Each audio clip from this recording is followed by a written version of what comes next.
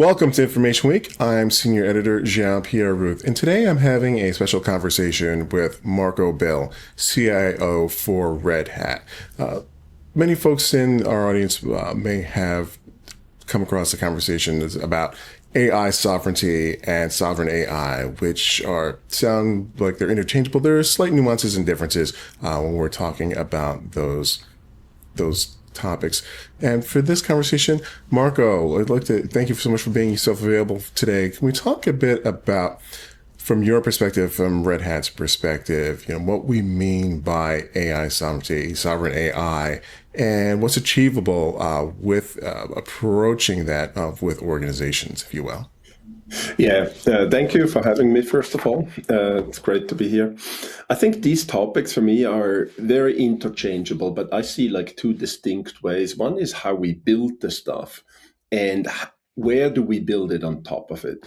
And one is, for me, more, if I'm based in Europe, I'm actually based in Switzerland, sovereignty, like more from a kind of a nation, or how do we protect ourselves? That's the other topic, right? And I know this, people use it this way and that way, but I think one is basically how you build a product. Also, as a CIO, if you're in a company, how do you build it, and then how do you face realities today wherever you are operating, right? I think it's not just AI; it's also like the whole stack on how do you actually make sure you can operate globally in a way that's legal and secure.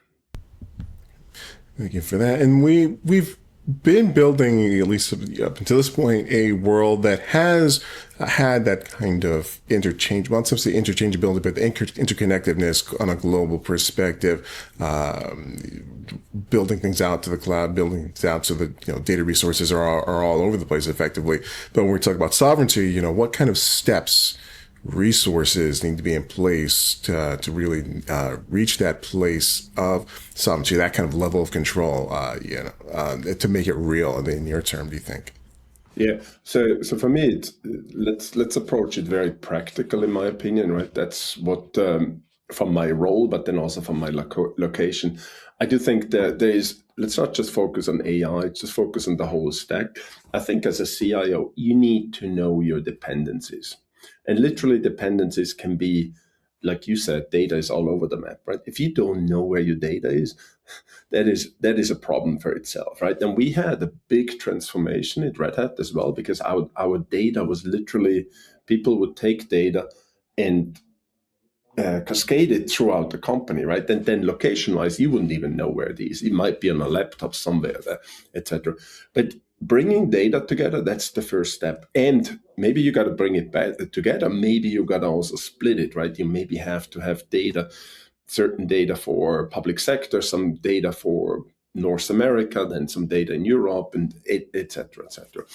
But the knowledge of knowing where data is key. Overall, the question of AI sovereignty on a state level, that can be the realm of politicians and some of the things that they like negotiate. But for the enterprises and organizations, can that sense of ownership and awareness of their AI stack feel vital to growth and their future survivability, especially in these times when we're talking about how AI is shaping the path forward for many organizations? Yeah, I mean, yes, leave it to the politician, but on the other hand, you need to know where you're actually breaking the law and where you actually follow the law, right? And I think there's also an element of cybersecurity to really know where your data is, and data and AI, right? As in like that you don't have incidentally a breach that has a bigger exposure than you actually like. If you can maintain that really helps you. Let's take a little kind of like sidestep on this, talking about, AI sovereignty, sovereign AI, overall digital sovereignty, and then that nature of like AI resource control.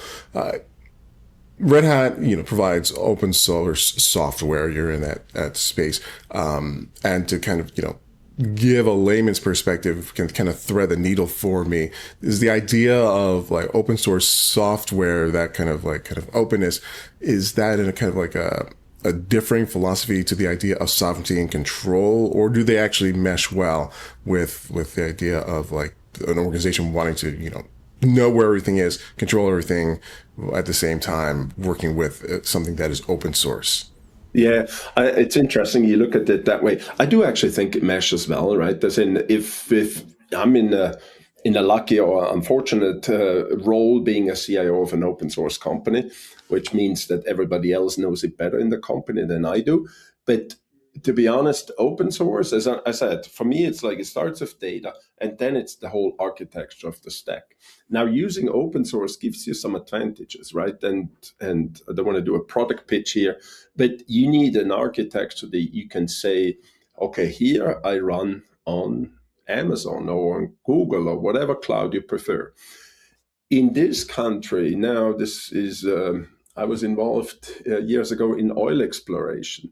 You don't, you can imagine in certain countries, they don't want to put their seismic data on a public American public cloud, right? And so you got to have an architecture that really allows you, okay, here you are on a cloud, here you're on premise, here you're on your regional cloud provider. And that architecture helps also me and helps actually every CIO to build it in a way that actually works, especially if you're a global company and you build it from data, you can keep the data in the same model, and then you build the stack up. And AI plays in the same role, right? That you know in which architecture. So long story, open source, especially the strategy we had at Red Hat, really helps in that way to build it. And you can say open source, yes, Red Hat is still an American company, right? A part of IBM. So if there is the nuclear option, right, the people say, no, can't use this. Yes, we are exposed as an American company. On the other hand, it is open source, right? And so there is alternatives, right? That also like there is ways that you can maintain the software for yourself, right? If you're a big enough shop, you are able to do it, right? It's obviously not the situation we want to have, but that flexibility with open source is not a bad thing. Dialing on the idea of sovereignty, basic terms, is that as simple as knowing where all the digital parts and elements are through governance and observability, or is there like kind of a need for kind of like really like direct ownership for an organization to really be like, okay, we have this, we control this? Is that element like really necessary, or is it really just being like very aware and making sure that they are complying with the local like laws and guidance on that? Yeah, I do think that really depends on the industry. And so we as a software company, American software company, yes, we got to follow the laws, right? As in like in Europe, the GDPR, or there is the cybersecurity regulation. You got to follow those, right? But to follow them, for me, it's like you got to know where the data is. We haven't had situations. Let's leave them the military use cases aside. We haven't had use cases where it's like, hey, no, you got to keep this data here or there. But you need to protect the data, right? Like payroll data, there is regulations, right, all over Europe and probably our US as well, right? There's in social security numbers where you got to follow those, right?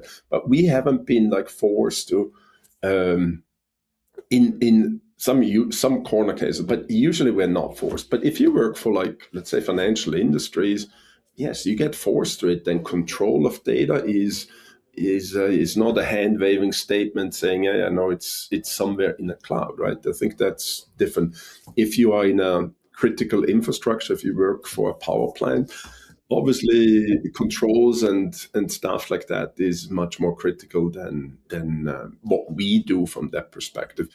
Are there trade-offs in pursuing, I mean, it might be necessary to pursue sovereignty, but are there trade-offs with that? For instance, we have seen rival AI technology emerge in various places overseas, with claims that it can be lower cost than various, more domestic, more approved, if you will, AI resources. What happens if the prospective cost of AI sovereignty, just kind of like scales up while there are these potential lower cost options that exist out there that might be outside the bounds of what various jurisdictions are looking for, or Yeah, putting yeah. from the guidance. I mean, I think we saw it last year when just blanking on the name, right? That Chinese model came up, right? As in, that was a classic example, right? I've seen in the AI space, things move so fast that if you have a little don't panic moment, usually the other company, we saw it with the models, they catch up pretty quickly, right? And so, but to your point, the sovereignty and also AI and data sovereignty has a real cost, right? And you can go to an extreme and overdo it pretty quickly.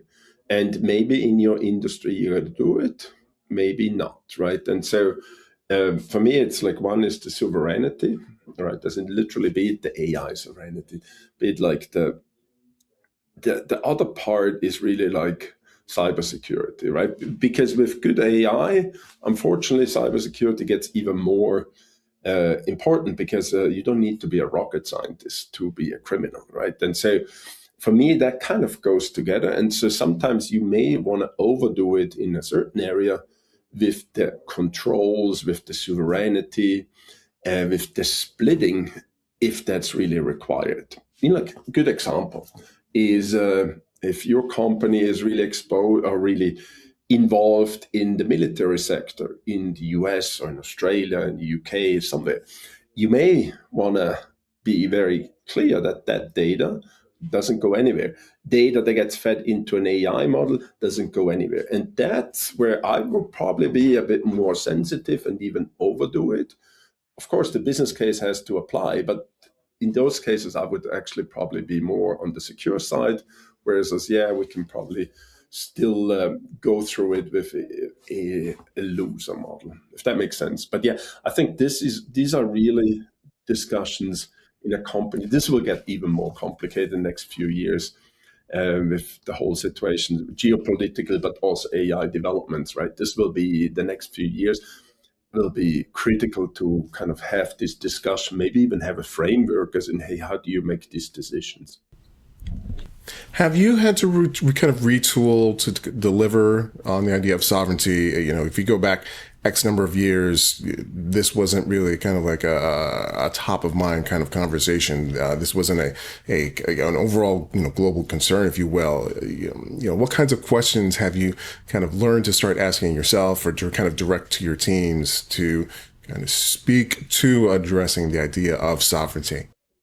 I think the last, I would say 6 months, 9 months, that intensity of this discussion has come up like so much more, right? And I think some is just like a hype cycle, right? I think in Europe, digital sovereignty is the hot topic of everything.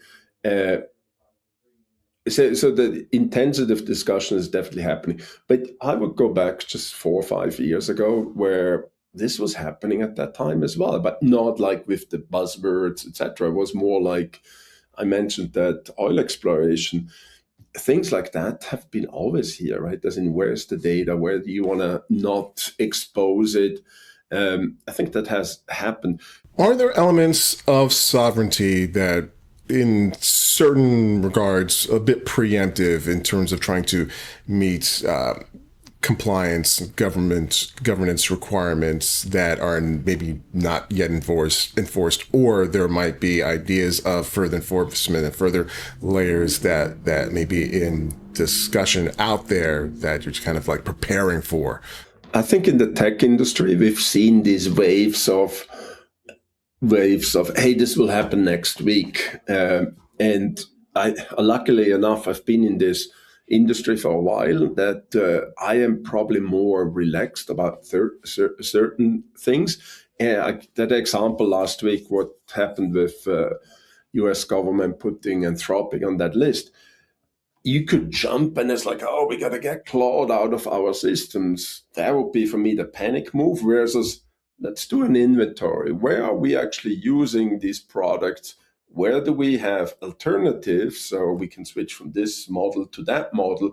Or in which case, yes, we got a problem and we got to deal with it. Also, which vendor use it. But for me, it's more like, let's do an inventory first before we do action, right? I think a lot of in this industry, a lot of engineers jump to action, which is great. But in some cases, you just gotta kind of wait. What is really happening? We've seen this with that latest move, in my opinion, but also like on certain thing. How many times have you heard that cookies are going away? How many times, right? There's in like it's maybe not sovereign. Well, it's kind of related to that as well in privacy. Until that happens, usually it doesn't happen overnight, right? And so preparing, understanding, I think in certain cases also taking a bit the time to do it right is much better than just jump in and action something that maybe not even required in the end. And the last question for you: what's really at stake? And we talk about trying to bring their resources into compliance, adhering to laws. But what are there grander things at stake with why AI sovereignty is important, more than just trying to make sure that you are, adhering to the regulations that are being put out there? What is the concern? What are we trying to protect? Yeah, for me the concern is definitely like being following the laws. I think that's is one thing, right? As a company, the second is really reputational risk, right? That you're not all of a sudden in the press or in somewhere dragged through the mud. I think the other part is really like operating your business, right? If you are in a certain region of the, maybe Red Hat is a bad example, but even Red Hat, right? If all of a sudden you get cut off from the network, like one of these nuclear options, how can you actually provide services to the customers, right? We sold the whole world, right? Mostly in the whole world, right? How do you actually still deliver to customers, and which means the survival of the company, right? But I think those are the survival of the company, reputational risk, and follow the law is probably at stake is everything, in my opinion, right? If you're on the wrong side, and we've seen it, we will see what happens to Anthropic, right? As in like how they will react to this and how can they adjust, right? I think we've seen before Chinese companies that got into sanctions and they had to shift around, some very successful, right? But those are the things you don't want to be in the middle of it. But yeah, that would be my answer to that. Interesting question. Well, I try to make it interesting, kind of get to those different layers. Listen, Marco, thank you so much. As the time that we have today, I really appreciate you offering your insight on this. Thank you, JP. Really appreciate having me.